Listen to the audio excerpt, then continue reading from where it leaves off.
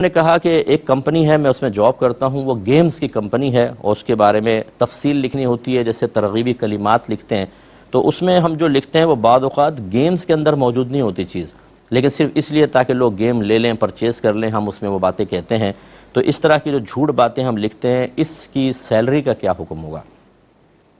دیکھیں، اگر تو آپ ٹوٹل جھوٹ لکھتے ہیں تو پھر تو یہ جھوٹ پر ہی سیلری مبنی ہوئی، پھر تو یہ غلط ہے جاب، اور یہ سیلری بھی آپ کو بغیر ثواب کی نیت کے صدقہ کرنی چاہیے۔ اور اگر آپ کہتے ہیں کہ نہیں بہت سی باتیں سچ ہیں، دو چار باتیں جھوٹ لکھ دیتے ہیں، تو بہرحال یہ جھوٹ لکھنا بالکل غلط ہے۔ اب یہ نہیں کہا جائے گا کہ آپ کی جاب جھوٹ پر مبنی ہے، بلکہ یہ کہا جائے گا جھوٹ اور سچ دونوں اس میں شامل ہیں، تو یہ بہتر نہیں ہے کہ آپ اس طرح کا معاملہ کریں۔ لہٰذا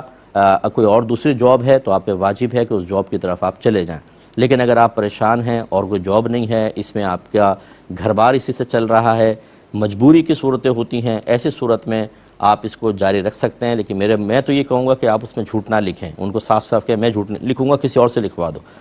لیکن فرض کریں جتنا آپ نے کیا تو جو آپ کو سیلری ملے، آپ غور کریں کہ اس میں سچ کتنا لکھا ہے، جھوٹ کتنا، جو جھوٹ کا آپ کو لگے کہ ڈیلی اتنا میں نے جھوٹ لکھا، اس کا تھوڑا بہت پیسہ جو ہے تنخواہ کا وہ بغیر ثواب کے صدقہ کر دیں اور دوسری جاب تلاش کرنے کی کوشش کریں، اس طرح ورنہ آپ ضمیر